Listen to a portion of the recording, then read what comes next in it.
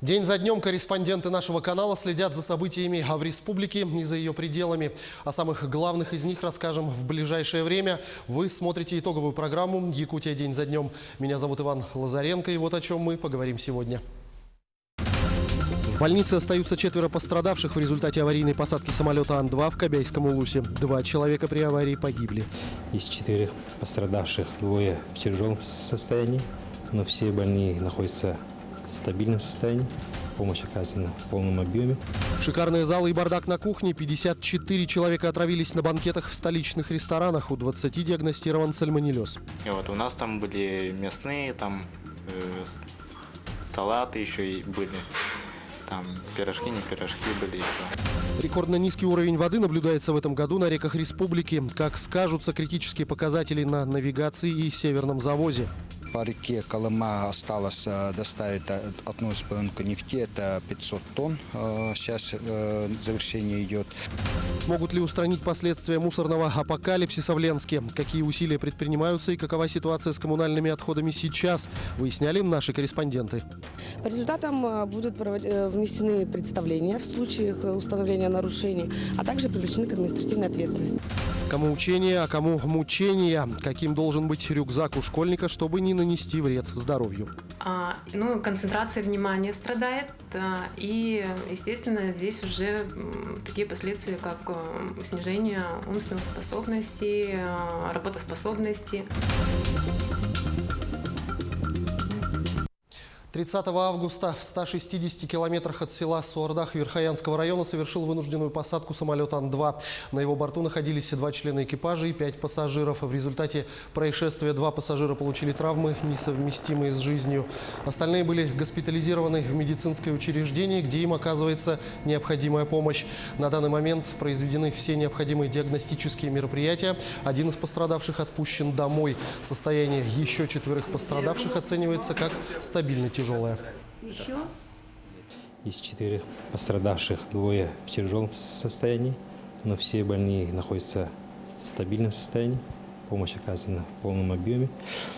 2 поступили в реанимацию с закрытой травмой грудной клетки и с переломом позвоночника. 2 больная. 2 поступили в отделение. 1 больной поступил в травматологическое отделение с переломом нижней конечности и 1 позвонка, и 1 больной поступил с открытой черепно-мозговой травмой в нейрохирургическое отделение. В настоящее время проводится комплекс следственных действий, направленных на установление всех обстоятельств произошедшего. На месте происшествия работает следственно-оперативная группа, назначены судебно-медицинские экспертизы. Следственными органами возбуждено уголовное дело по статьям «Нарушение правил безопасности движения и эксплуатации воздушного транспорта», повлекшее по неосторожности смерть 2 и более лиц. Пришел на работу, получил табельное оружие и исчез. 3 дня держал в напряжении город Якутск сотрудник транспортной полиции Айтал Томский. 26 августа он получил табельное оружие и боеприпасы к нему, но к месту несения службы в аэропорт города Якутска не явился. Был объявлен план перехвата. Во всех средствах массовой информации были размещены ориентировки. В социальных сетях регулярно появлялись фотографии жителей, видевших полицейского в разных районах города.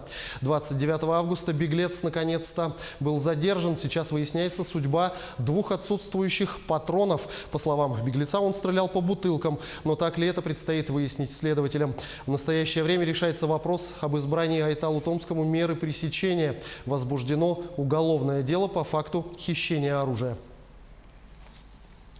Накануне в Мирном завершил свою работу 1-й нефтегазовый форум Якутии с участием крупнейших российских компаний: «Газпром», «Сургутнефтегаз», «Тасс-Юряхнефтегазодобыча», «Алросагаз» и других, а также представителей Китайской Народной Республики. И это неспроста. Если раньше в Мирнинском районе была развита алмазодобывающая промышленность, то в последние годы бурными темпами идет развитие новой отрасли – углеводородной.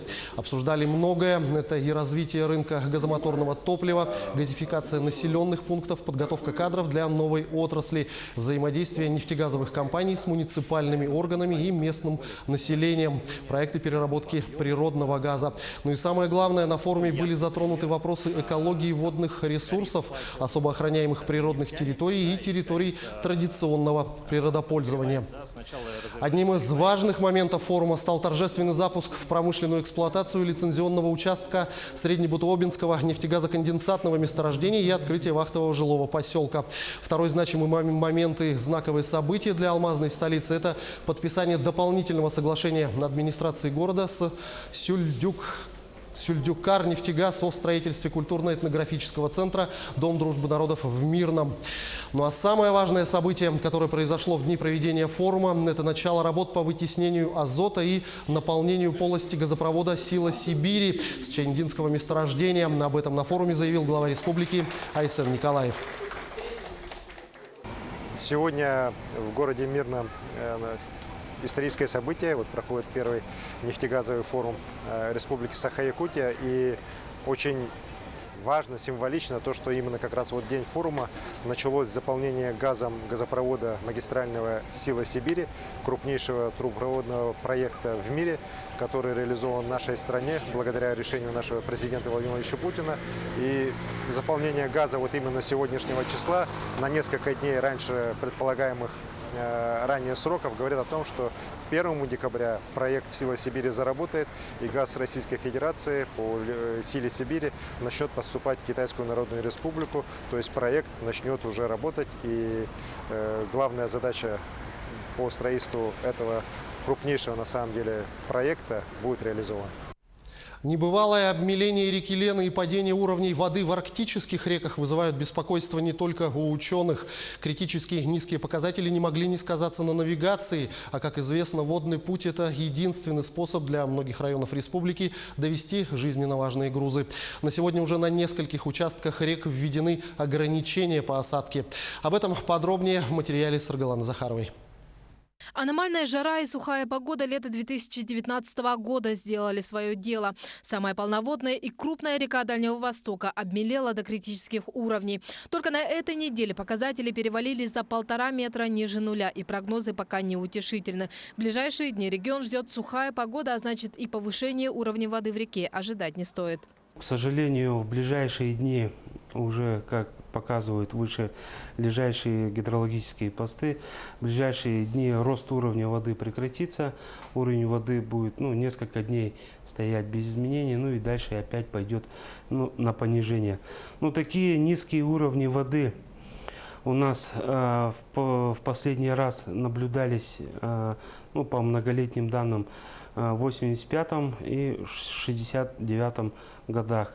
Однако, как отмечают ученые, обмеление этого года побило рекорды не только по уровням, но и по продолжительности. Свою лепту внесли в обмеление и пожары. Дым разъедает облака, осадки сходят на нет. Но есть еще и другая причина – маловодья. У нас в эту зиму были очень низкие снегозапасы. Да? По данным гидромета, всего в бассейне Лены снегозапасы были около нормы и ниже ее. Да? Уровни воды начали понижаться еще 2 недели тому назад и продолжаются по сей день. Но, как видим, маломерных судов это не останавливает. Они продолжают курсировать от Якутска до Нижнего Бестяха в плановом режиме. Однако вот для больших, крупных судов с большим объемом грузов уже на некоторых участках реки Лены введены ограничения и наблюдаются простои судов. Ограничения по осадке ввели на участке реки Лены с города Усть-Кут до острова Столбы, а также на арктической реке Яне от поселка Усть-Куйка до Нижнеянска. Дополнительный флот передислоцирован. Получается крупнотоннажный флот на морских участках, мелкосидящих пришлось. Основной задачей стоит на сегодняшний день доставить топливно-энергетические ресурсы и народно-хозяйственные грузы для получателей арктических побережий. На сегодняшний день задействован практически весь флот компании. Это 200 единиц судов с общей грузоподъемностью до 300 тысяч тонн. Заказчики, как и перевозчики, говорят, что бить тревогу пока рано. Доставка грузов, несмотря на сложное положение на реке, идет по плану. По реке Колыма осталось доставить одну споенку нефти, это 500 тонн. Сейчас завершение идет. Также мы отгрузили самое, которое внимание уделяем, это паяние уголь. Там у нас плановый объем 72 тысячи тонн. Из них мы отгрузили 67 тысяч тонн. В общей сложности из запланированных объемов ГУП ЖКХ уже доставил в районы больше 70% грузов. И более 80 отгружены и ждут отправки. Если ситуация на реке не пойдет на лад, в компании готовят альтернативные варианты доставки грузов по зимнику. Но все же надеются, что осенний паводок и осадки исправят ситуацию, и Лена вновь наполнится водой. Саргалана Захарова, Григорий Хлопков, Якутия. День за днем. 30 человек госпитализированы с признаками отравления в армянском городе Гюмри после свадьбы. Их состояние оценивается как легкой и средней тяжести. По предварительной версии, причина госпитализации – пищевой фактор. Между тем, следователи продолжают проводить проверку по факту массового отравления людей в ресторанах Якутска. По данным Роспотребнадзора, 54 человека пострадали, и у 20 подтвержден диагноз сальмонеллез. Что же стало основной причиной отравления людей? В ситуации разбиралась Сусанна Рожина. София и Белые ночи – это одни из самых дорогих ресторанов в Якутске. Шикарные залы вместимостью от 200 до 400 человек. Люди задолго до торжества бронируют эти места, но при этом даже не подозревают, какая антисанитария царит у них на кухне. Поваров и официантов буквально с улицы без медицинских книжек нанимали на работу. Печальные последствия на себе почувствовали более 50 человек, которые отравились сальмонеллезом в ресторанах, принадлежащих ООО «Сеул». На свадьбу всей семьей были, сидели, там все гости были, там 102 человека было вместе с ними. И вот у нас там были мясные, там салаты еще и были, там пирожки, не пирожки были еще. И вот после этого у нас на завтрашний день у нас пока ничего не происходило. А на третий день у нас как бы уже приходило в чувство такое: температура, озноб, поносы. Вот так погуляли на свадьбе гости. Как выяснилось в ходе проверок Роспотребнадзора у ООО «Сеул», были грубейшие нарушения санитарно-гигиенических норм. Работники работали без медицинских документов, по найму одноразово работали, можно сказать, с улицы работали. И полный комплекс нарушений технологического процесса. Работали без технологических карт, без инструкций, с полным нарушением, можно сказать, правил личной гигиены на объекте. Сейчас следователи начали проводить процессуальную проверку по фактам массового отравления людей. Но следует отметить, что многие пострадавшие готовы подать гражданские иски на ООО «Сеул» на возмещение материального и морального ущерба. За консультацией и помощью они могут обратиться в управление Роспотребнадзора. Всем пострадавшим управление Роспотребнадзора рекомендует обращаться изначально с претензией в адрес ООО «Сеул». В течение 10 дней эта претензия рассматривается ООО «Сеул», либо она удовлетворяется, либо не удовлетворяется. Тогда уже потребители имеют право обращаться либо самостоятельно в суд, либо через управление Роспотребнадзора. Специалисты наши вам помогут полностью составить исковое заявление и выступить в качестве третьего лица на суде.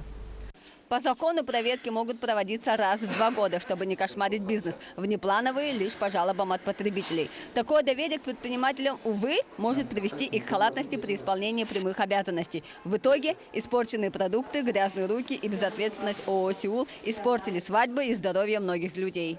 Сусанна Рожина, Семен Семенов, Павел Пахомов, Якутия. День за днем. Сейчас мы ненадолго прервемся и смотрите в продолжении нашей программы. Как обстоит ситуация с коммунальными отходами и перерасчетом за вывоз мусора в Ленске?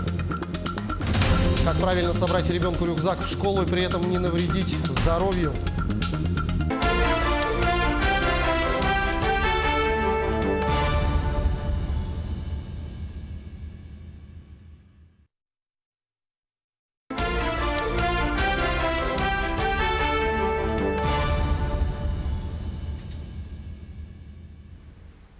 Мы продолжаем. Это программа «Якутия. День за днем».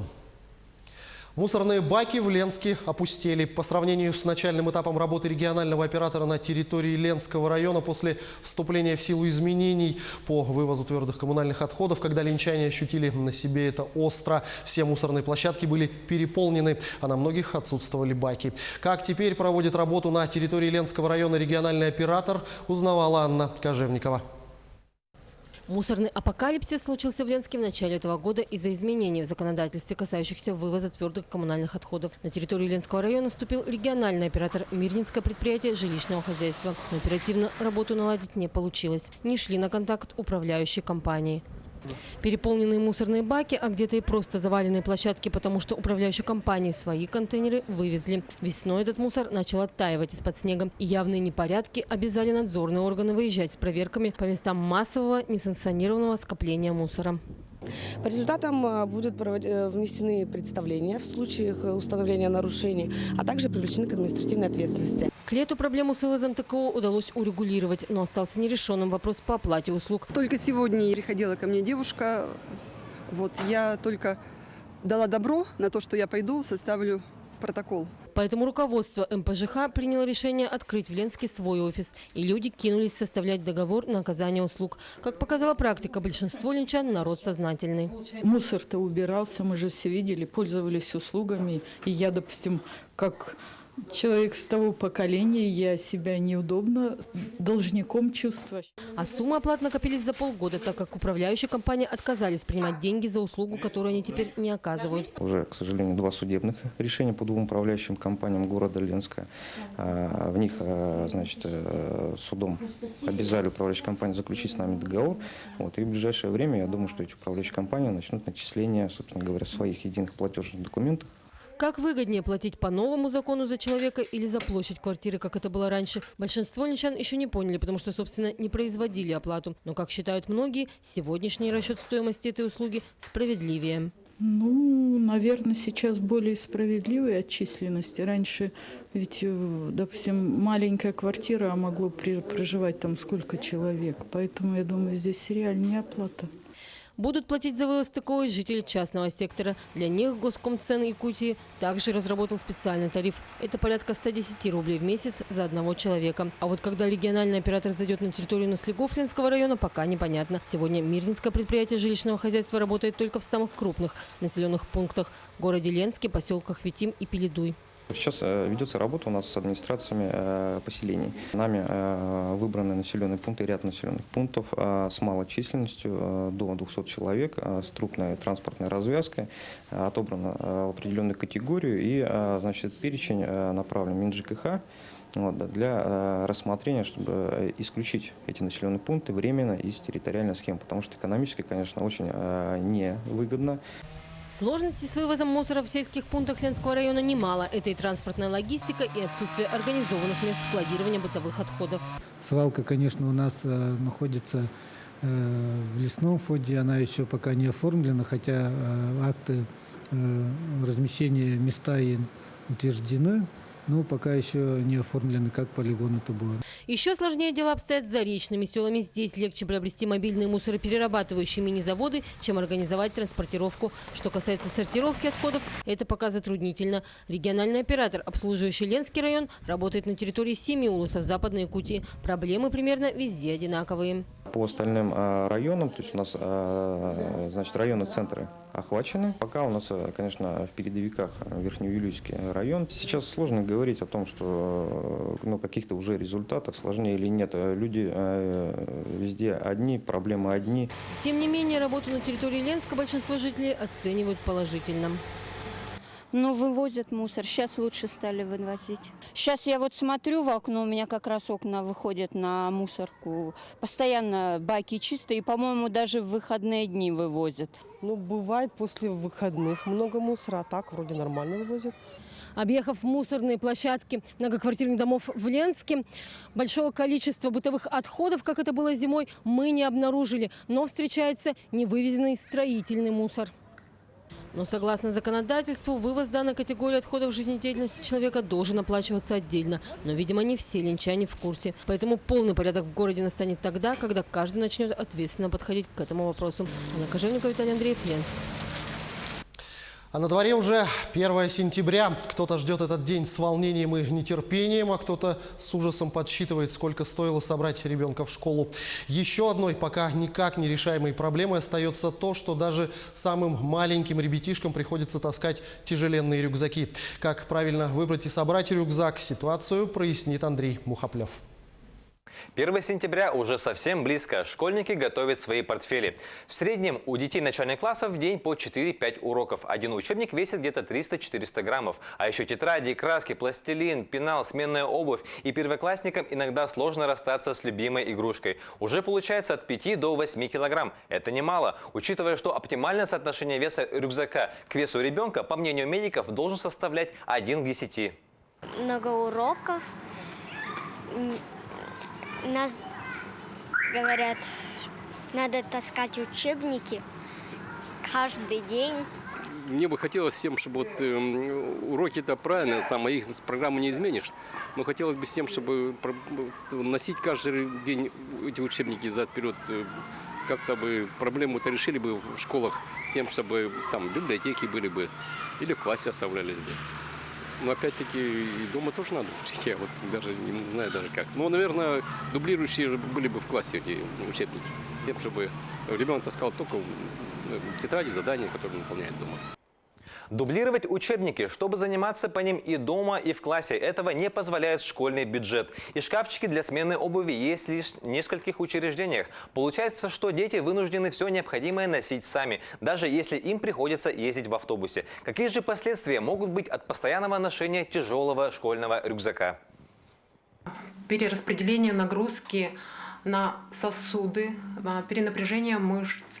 И все это может привести, естественно, к пагубным последствиям, таким как если у ребенка уже есть имеющееся какое-то плоскостопие, то это приведет к перенагрузке тазовых костей. Отсюда у нас страдает позвоночник, а потом и страдает головной мозг. Концентрация внимания страдает.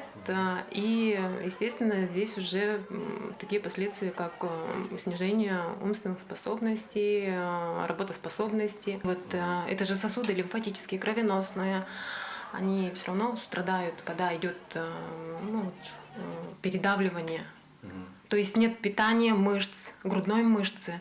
То есть в более старшем возрасте может привести к негативным последствиям. У девочек я имею в виду. Как же сохранить осанку и здоровье ребенка при избыточном весе его портфеля? Если вес рюкзака все-таки превышает 10% от массы тела ребенка, то необходимо освободить портфель от всего, что не имеет срочной необходимости. Также нужно приобретать лишь каркасные рюкзаки, которые хорошо держат форму. Лямки должны быть широкими и S-образными. И самое главное, нужно укреплять мышцы спины ребенка. Ни одна физиопроцедура или массаж не сделают спину крепкой, как физические упражнения. Поэтому желательно занимаемся спортом, а в идеале плаванием. При этом обязательно надо координировать режим труда и отдых ребенка. Школьник не должен засиживаться за учебниками более 40-50 минут. Рекомендуется менять положение, прилечь или, напротив, заняться физкультурой, или просто выйти на улицу. Также необходимо обратить внимание на обувь ребенка. Постоянные нагрузки на спину могут вызвать плоскостопие, а это, в свою очередь, может привести к перекосу таза и деформации осанки ребенка в будущем. Берегите здоровье детей. Ну а самое популярное место якутян для фотосессии этим летом – поле подсолнухов в Хангаласском Улусе. Десятки машин и сотни людей съезжаются сюда ради красивых фотографий, ведь для якутян эта картина совершенно непривычна. Между тем, во многих городах мира существуют цветочные туры. Можно ли превратить научно-производственный полигон в еще одно привлекательное место для туристов, узнавала Ульяна Шагина. Подсолнухи – это дети солнца. Эти красивые растения тянутся к теплу и солнцу. Тем не менее, оказывается, и в нашем суровом крае можно посадить вот такую вот красоту. Это место сегодня знакомо многим горожанам. Страницы социальных сетей сегодня пестрят красивыми фотографиями из подсолнечного поля. Из города приезжают к нам сделать красивые селфи, фотографии, инстаблогеры, красавицы Якутии, вот на фоне подсолнечного нашего поля. Они, конечно, вытаптываются, вот подсолнечники, там наши растения. Это нас не смущает, что фотографируется. Да, это даже очень красиво. И когда мы смотрим свои труды в инстаграмах, да, просторах, соцсетях, это очень рада за себя. Да. Между тем, цель выращивания подсолнуха в Якутии отнюдь не декоративная. Это самоотверженный труд ученых Якутского научно-исследовательского института. Кроме подсолнухов, на полигоне можно встретить и другие непривычные для якутян растения – амарант, кукурузу, турнепс и брюкву. Изучаем биометрические измерения, фенологические наблюдения, густоту состояния растений, изучаем химический состав, питательную ценность и переводим на экономическую эффективность. Урожайность первого-второго срока достигнет до 40 тонн с гектара на опытных участках, а в производственных условиях можно спокойно получить 20-25 тонн с гектара зеленой массы. Цель работы ученых – развитие сбалансированного корма для крупного рогатого скота. Итогом этих трудов должно стать повышение удоев молока в регионе от 1500 до 4000 тонн в год. Последние годы сельхозтоваропроизводители начали внедрять новые перспективные кормовые культуры под привезенные из Новосибирской области сорта. Сегодня цветочные туры существуют во многих городах мира. В Нидерландах это поля тюльпанов, на юге Италии самое большое в мире подсолнуховое поле. Долина роз в Болгарии, лавандовые луга во Франции. Сотни туристов посещают такие туры. Ведь на самом деле это радость для глаз, лекарство для души и фон для потрясающих фотографий. Так что и Якутия вполне может носить название самой северной долины подсолнухов. Ульяна Шагина, Григорий Охлопков, Якутия. День за днем. Вы смотрели программу «Якутия. День за днем». Именно такой была эта неделя. Корреспонденты нашего канала продолжают следить за развитием событий. Для вас в студии работал Иван Лазаренко. До встречи в эфире.